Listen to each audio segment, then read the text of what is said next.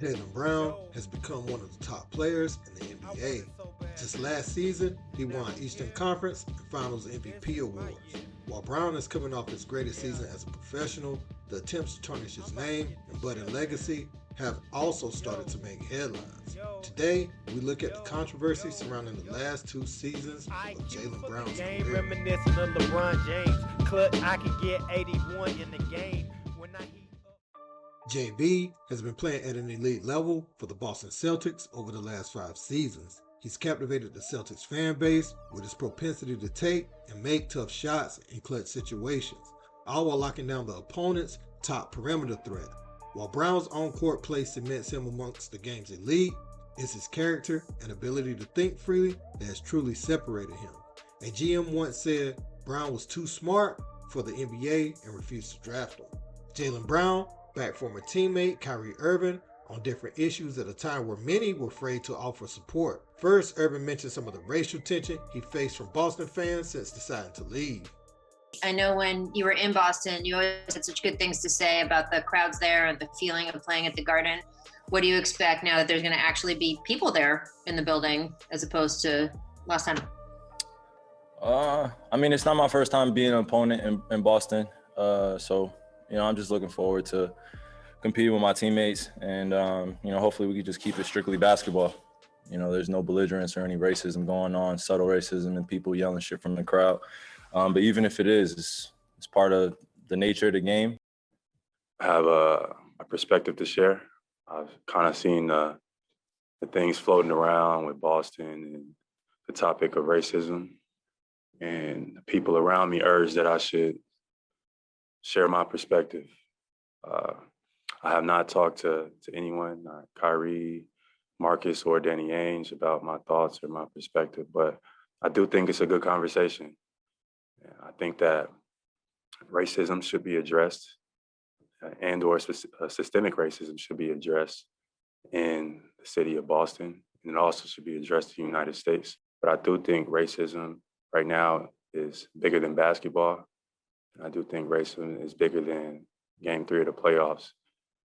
Boston, we got a lot of work to do, no question. Incarceration rate is ridiculous. The wealth disparity is embarrassing. The inequality in education, specifically in Boston public schools, needs to be better. There's lack of resources there, lack of opportunity, the tokenism. Brown risks losing support with some Celtics fans by stepping out and giving Irving's point more credence. But Brown's support continued. Irving went through a more serious situation with the Brooklyn Nets organization when he decided against being vaccinated and when he shared the Hebrews to Negroes video on his social media platform. This led to suspensions, and Joe Tsai and the Brooklyn Nets presented conditions that Irving must meet to be reinstated into the lineup. Brown wasn't a fan of the tactics being used and would remind Tsai he needs to examine himself before being too critical of Irving. You responded to Joe Tsai's comment about Kyrie on Twitter. What about that bothered you? And what about Joe Tsai's comment? And then what, if anything, that the league has done has bothered you? Yeah, his response was alarming to me. I tweeted it out yesterday. He didn't say that the organization was working together to get Kyrie back on the floor. He said that he had more work to do. And our society has more work to do, including Joe Tsai. And it's 2022. It takes 10 minutes of time to see who, these business owners, corporations, et cetera, who they're associated with, who they're doing business with, and who they're affiliated with. And I'm vice president of the union, and it's part of my job to protect our players legally. And to see Phil Knight first come out and condemn, Kyrie, and also see Joe Tsai say he has more work to do, I think it's time for a larger conversation. And Adam came out and said a statement that he doesn't believe Kyrie Irving is anti-Semitic, yet he's still suspended indefinitely. So those are my thoughts. Brown and Irving have remained supporters of one another, as Brown was even seen wearing Irving's signature shoe during last year's NBA All-Star Weekend.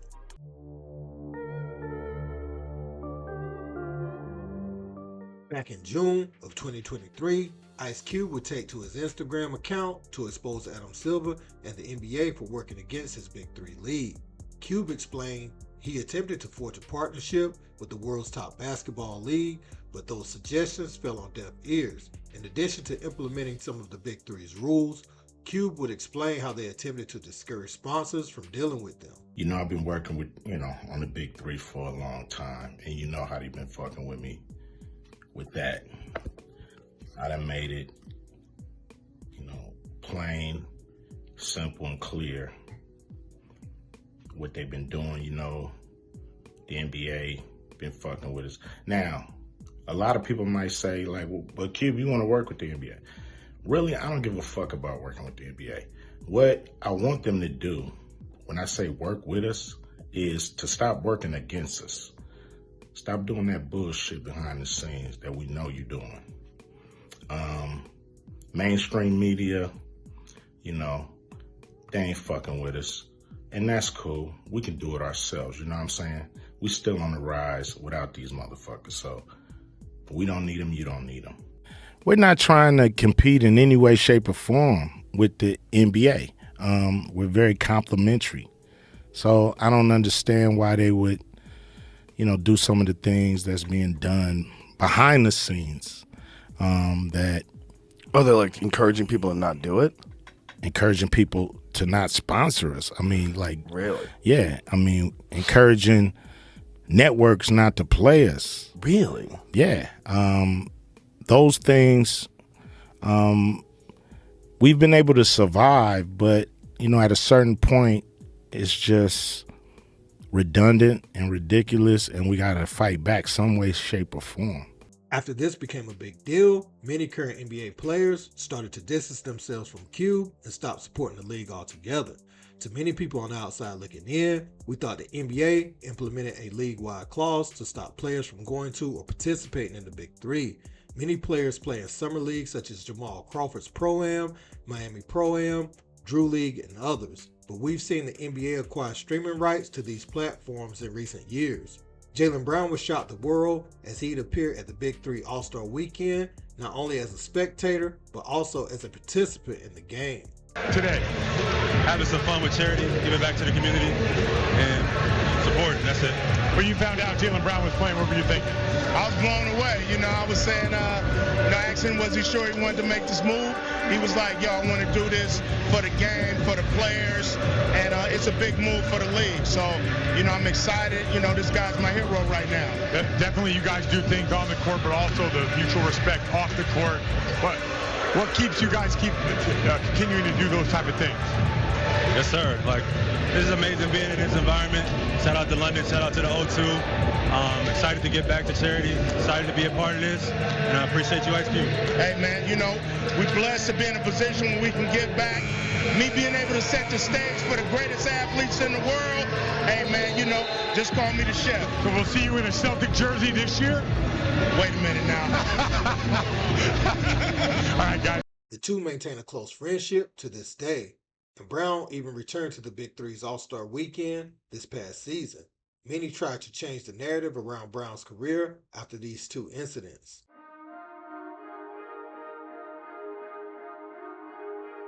Back in May 2024, Stephen A. Smith dropped a soundbite that many felt was disrespectful to Jaylen Brown. He stated that Jaylen Brown wasn't marketable or liked by many in powerful positions around the game of basketball.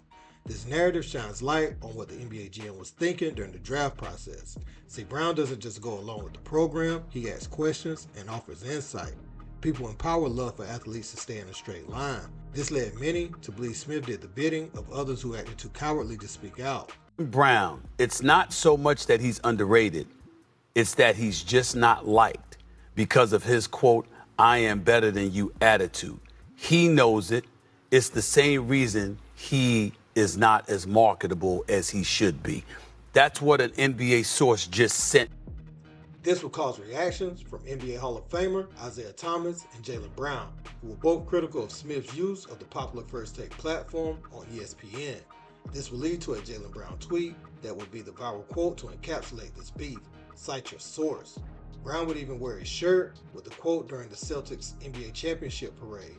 He'd been seen on a float alongside his girlfriend, Kaiser Gonzalez, celebrating and sending a clear message to Smith. Although Brown had reached the pinnacle of the sport, Politics would continue to interfere with the opportunities he rightly earned.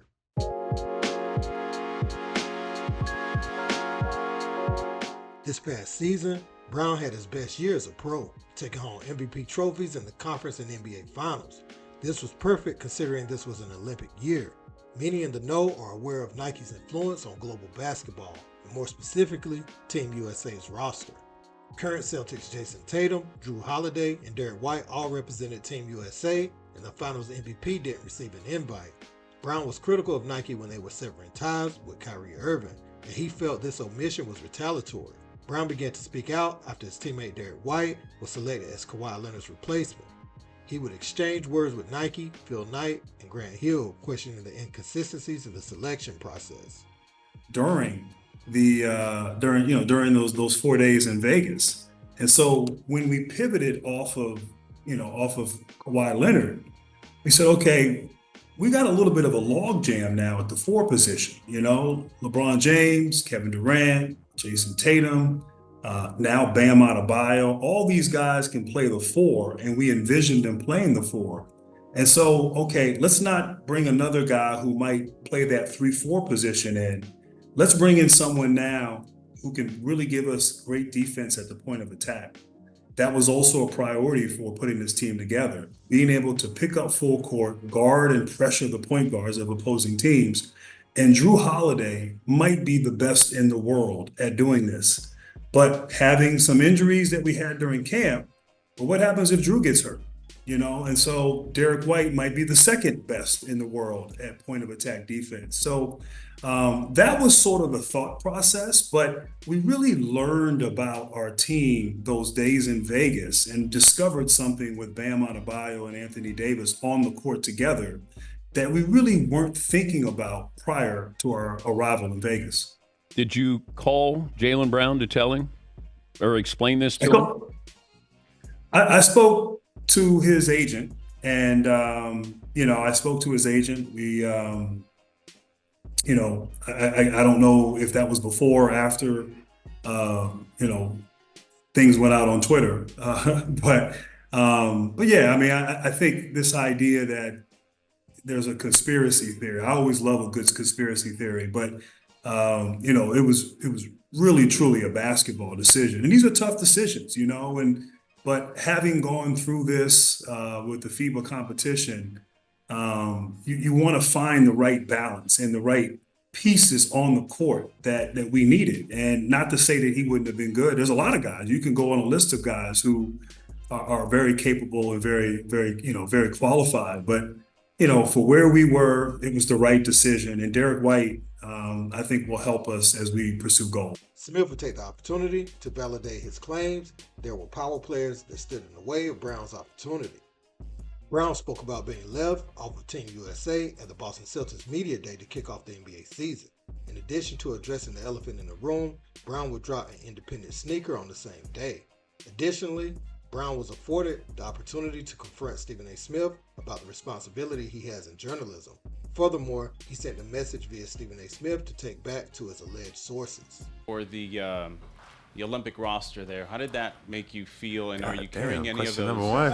Sorry, right off the bat.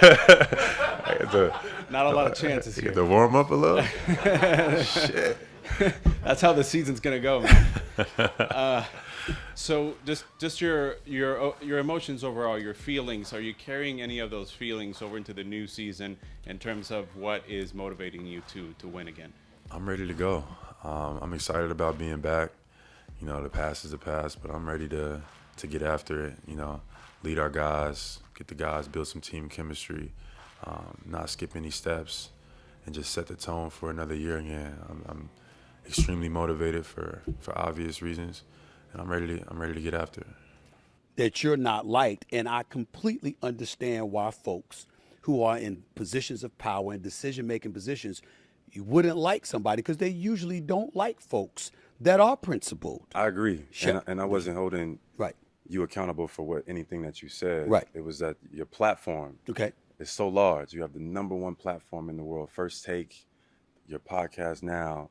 What I was asking was, is there a dissension, but what you report on, and also how you carry yourself as an individual and as a man? Like, how do you differentiate the two? I really wanted to address them directly, but I feel like since this all kind of happened on your platform, I want to send a message to you, to them. Right. Because you only the person that knows who the source is. And I basically wanted to say to them that I think it's cowardice. I think historically, unnamed sources have attacked some of our greats. Whether they think I'm marketable or not, I walk with God.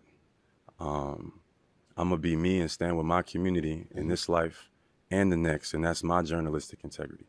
And also, if you're attacking their character, like they didn't just say that I wasn't liked, they said I wasn't marketable, they said I was arrogant, I carried myself with a certain demeanor, and that line gets crossed between critiquing someone's performance, not liking them for whatever reason, and then attacking someone's character. While the media has tried to spin a narrative on Brown, no one can find anything concrete to vilify him.